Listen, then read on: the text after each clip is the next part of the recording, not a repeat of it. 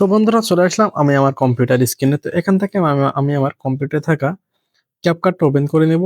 তো ওপেন করে নেওয়ার পরে আমার সামনে ক্যাপকাটের যে ইন্টারফেসটা আসবে, এখান থেকে আমি ইম্পোর্ট যে অপশনটা আছে এখানে আমি প্লাসে ক্লিক করব। তো ক্লিক করার পরে আমাকে আমার ফাইলে নিয়ে যাওয়া হবে। তো এখান থেকে আমি যে ছবিটা এডিট করতে চাচ্ছি সেই ছবিটার উপরে আমি ডবল ক্লিক করব। তো এখানে আমি ডবল ক্লিক করে দিলাম, দেওয়ার পরে আমার ছবিটা কিন্তু এখানে আমাদের মেনুতে চলে আসলো। তো এখন আমি এই ছবিটার উপর মাউসের লেফট বাটনটা এভাবে চেপে ধরে এখানে ড্র্যাগ করে নিয়ে এসে ছেড়ে দেব।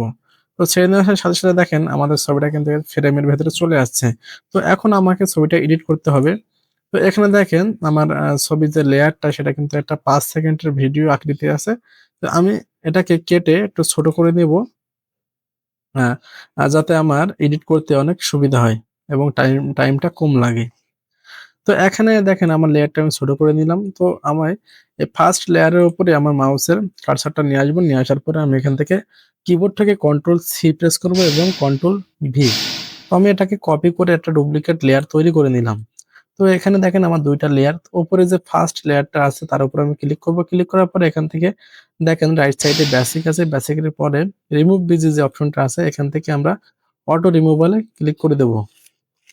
তো দেওয়ার সাথে সাথে বন্ধুরা দেখেন আমি এটা একটু হাইড করে রাখলাম। আমার উপরে যে লেয়ারটা আছে তার ব্যাকগ্রাউন্ডটা কিন্তু এখানে রিমুভ হয়ে গেছে। তো এখন আমি চাইলে আমার যে বডিটা এখানে আছে তা আ তা তো বডিতে আমি কিছু ফিল্টার বা অ্যাডজাস্টমেন্ট আমি করতে পারি।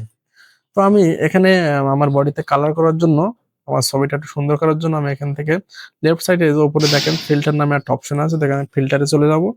তো যার পরে আমি চাইলে আমার ছবির কালার অনুযায়ী কিন্তু আমি এখান থেকে যেকোনো একটা ফিল্টার ব্যবহার করতে পারি। তো আমি এখান থেকে যেকোনো একটা ফিল্টার আমি ব্যবহার করে আপনাদের দেখাচ্ছি। তো ফিল্টার ব্যবহার করার জন্য আপনারা এখানে চাইলে প্লাস অপশনে ক্লিক করতে পারেন। সবচেয়ে ভালো হয় আপনারা মাউসের কার্সারটা যে ফিল্টারটা ব্যবহার করবেন সেই ফিল্টারের উপরে নিয়ে আসবেন। নিয়ে এসে এভাবে মাউসের লেফট বাটন চেপে ধরে এভাবে আপনার ছবির উপরে এনে সুন্দর করে ছেড়ে দিবেন। তাহলে দেখেন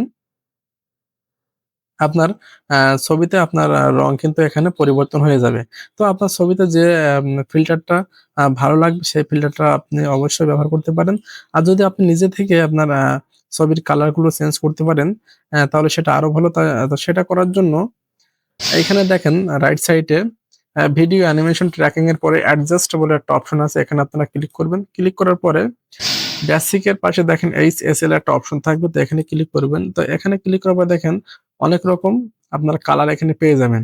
তো এখান থেকে আপনার ছবি বলেন বা ভিডিও বলেন, যে কালারটা আপনার যাবে সেই কালারটা আপনি অবশ্যই এভাবে টেনে, টেনে ঠিক করে দেখবেন যে কোন কালারটা আপনার ছবিটাকে একটা সৌন্দর্য আকৃতি দিবে। তো এখান থেকে দেখেন আমি আমার কালারটা একটু ঠিক করে নিচ্ছি। তো আপনারা সুন্দর করে আপনার ছবিকে আপনারা এডিট করে নিবেন। তো ভিডিওটা যেহেতু বড় হয়ে যাচ্ছে এজন্য আমি আর দেখাচ্ছি না। তো এভাবে কিন্তু আমি আমার ছবিটার কালারটা ঠিক করে নিলাম। এখন আমার যে নিচে যে লেয়ারটা আছে এটা আমি একটু আনহাইড করে দিলাম। তো আমার উপরের যে লেয়ারটা এটা হচ্ছে এখন আমার বডি, আর নিচের যে লেয়ারটা আছে এটা হচ্ছে আমার ব্যাকগ্রাউন্ড। তো এখানে আমি আমার ব্যাকগ্রাউন্ডটা একটু চেঞ্জ করব। তো আমার পাশের যে ব্যাকগ্রাউন্ডটা দেখেন কিছু গাছপালা আছে সেটার রং আমি এখন চেঞ্জ করব। তো এখান থেকে আমি আবারও ফিল্টার ব্যবহার করতে পারি। কিন্তু এখান থেকে অ্যাডজাস্ট ব্যবহার করে, এই যে দেখেন অ্যাডজাস্ট ব্যবহার করে কিন্তু আমি আমার ফিল্টারের রং, কালার কিন্তু আমি চেঞ্জ করতে পারি। আবার চাইলে কিন্তু আমি ফিল্টার ব্যবহার করেও আমার ব্যাকগ্রাউন্ড আমি এখান থেকে চেঞ্জ করে নিতে পারি। দেখেন আবার এভাবে ড্র্যাগ করে এনে ছেড়ে দিলাম। আমার ফিল্টারের রং কিন্তু এখানে চেঞ্জ হয়ে যাচ্ছে।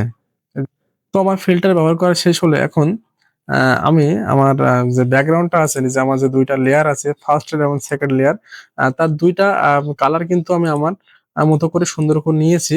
এখন আমি আমার ব্যাকগ্রাউন্ডটাকে একটু ব্লার করব। তার জন্য আমি চলে যাব ইফেক্টস এ।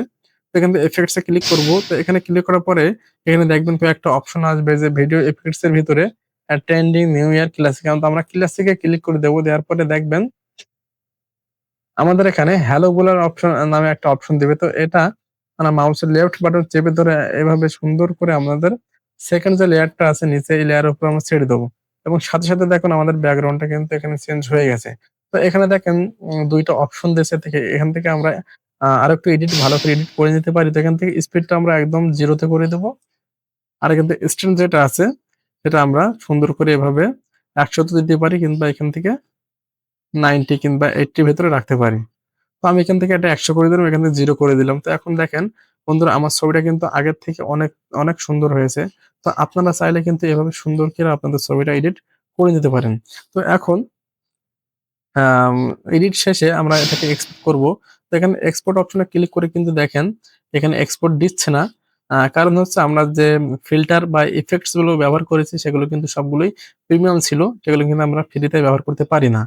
তো এখান থেকে ছবি যেহেতু আমরা এখান থেকে ছবিটা এডিট করেছি, আমাদের ছবিটাই প্রয়োজন। তার জন্য দেখবেন এই আপনার ফ্রেমের উপরে ৩ টা ডট আছে, লাইন আছে। তো এখানে ক্লিক করবেন। এখানে ক্লিক করার পরে দেখবেন ৩ নাম্বারে এক্সপোর্ট স্টিল ফ্রেমস নামে একটা অপশন থাকবে। তো এখানে ক্লিক করবেন। এখানে ক্লিক করার পরে দেখবেন আপনার এক্সপোর্ট অপশন এখানে চলে আসবে। তো এখান থেকে এক্সপোর্ট ক্লিক করে দিলেই কিন্তু এটা আপনার ডেস্কটপে চলে যাবে। তো চলুন আমি আমার ডেস্কটপে আপনাদের দেখাচ্ছি। তো দেখেন বন্ধুরা আমি যে ছবিটা এডিট করেছি সেই ছবিটা কিন্তু এখানে আমার ডেস্কটপে চলে আসছে। তো এভাবে সুন্দর করে কিন্তু আপনারা পিসি তে CapCut ব্যবহার করে আপনার ছবি বলেন কিংবা ভিডিও বলেন খুব সুন্দরভাবে এডিট করে নিতে পারেন।